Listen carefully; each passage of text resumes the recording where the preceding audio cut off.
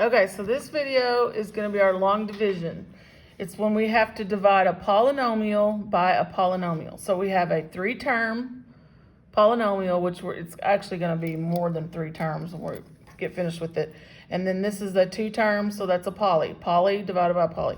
So what I want you to notice about this one, the biggest, this is a 5th degree because the biggest exponent is 5. But look, it skips to y to the second. Well, you have to fill in those missing variables, those missing terms. So it's going to look like this. So we're going to write this like a big division problem because that's what we're doing. Y to the 5th. Now, you're missing a y to the 4th. So you have to have what we call a placeholder, whatever you want to call it, a 0 term. You're also missing a y to the 3rd. So we have to have that term. Then you've got your minus 3y to the 2nd. Then you don't have a y term, so we got to add another one, and then minus 20 is our constant. And then we're dividing that whole thing by y minus 2.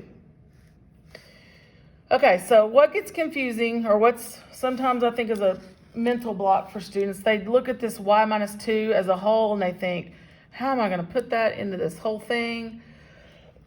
Well, you got to learn to take it piece by piece. So you're going to start with the y, and you're going to start with the y to the 5th.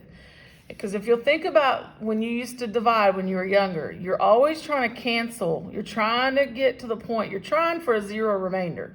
So you're trying to divide this so that all these terms cancel. Okay? So we're going to focus on this y to the 5th. We want that one to cancel. Well, I need to figure out, if you remember when you divided, what times this one equals that. So what would my quotient be? So if I'm trying to equal y to the 5th and I have a y, then I need to multiply by a y to the 4th. Because y to the 4th times y is y to the 5th. And that's what we want. We want those to be equal. We want those to be the same. Then you go ahead, and then this is where the negative 2 comes in.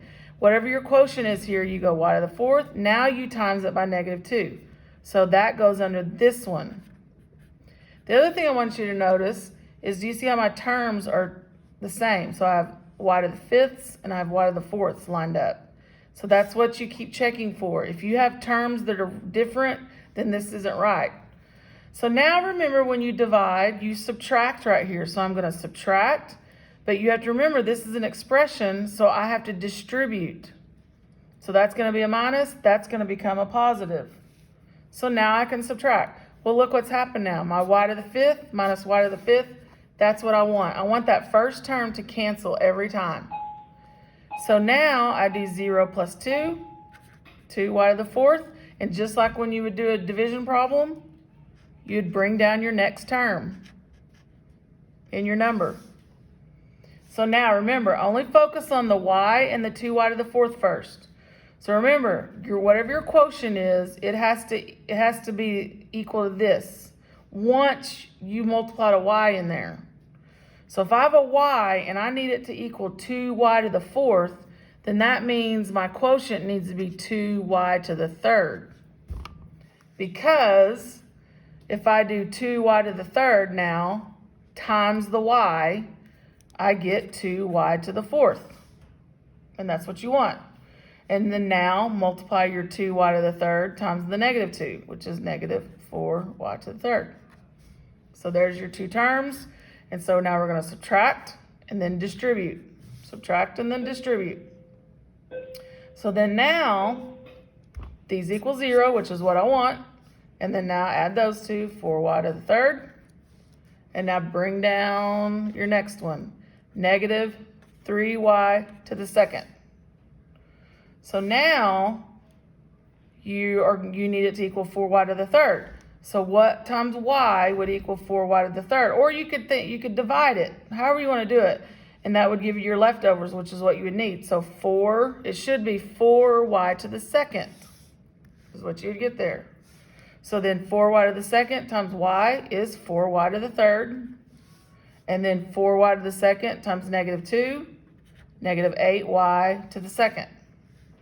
Remember, always checking that my terms are the same. So I've got y to the 3rds and I got y to the 2nds. So I'm good. So now I'm going to subtract, distribute. So now those cancel, which is what I want. And now I do -3 plus 8, which is 5y to the third or to the second. And now you bring your next one down. You just keep doing this over and over until you've run out of terms. 5y to the second. What am I going to multiply y by?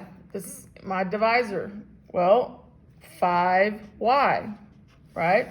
Because 5y times y is 5y to the second.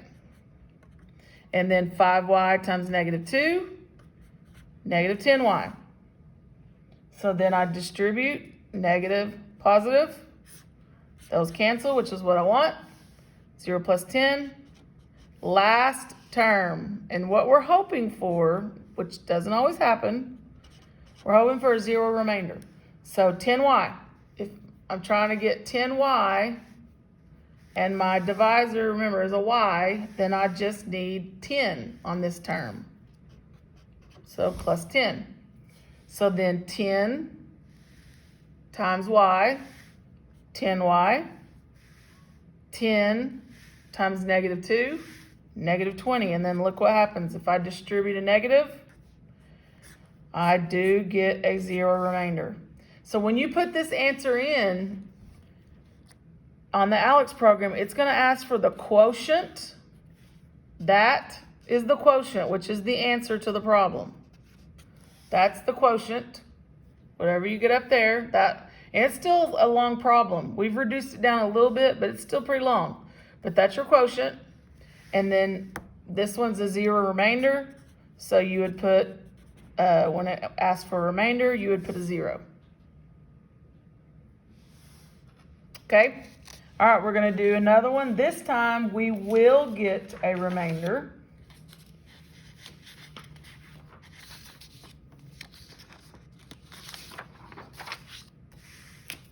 We will get a remainder on this one.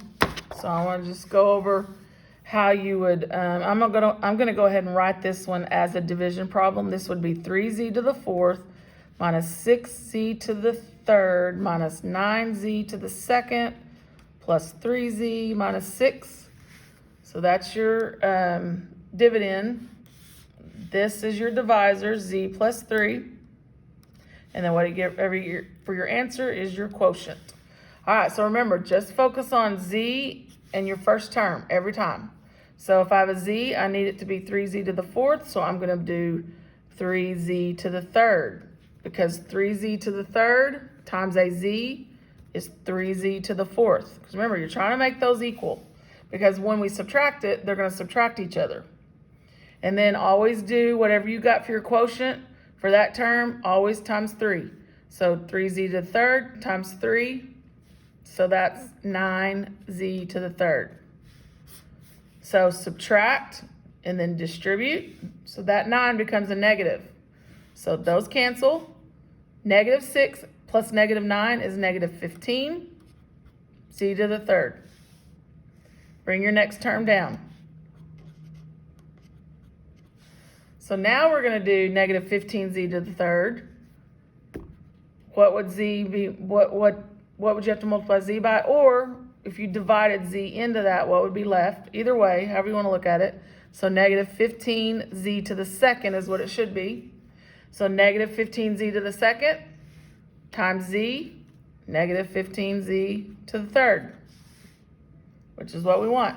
-15 times 3 is -45z to the 2nd. Remember, always check, are my terms alike? And yes, so you're doing good.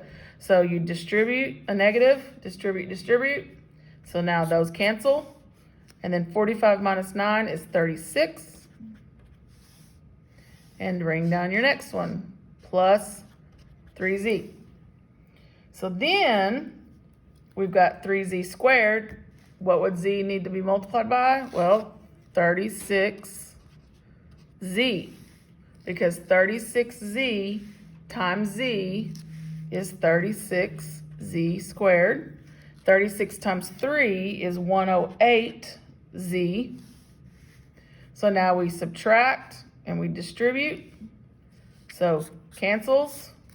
And then you got -108 minus, or positive 3 minus 108 would be negative 105z. And then last term, bring down your negative 6 or your minus 6. So if we have negative 105z and we need to, what would you multiply the z by that would get that? Well, negative 105. So that's going to be negative 105z.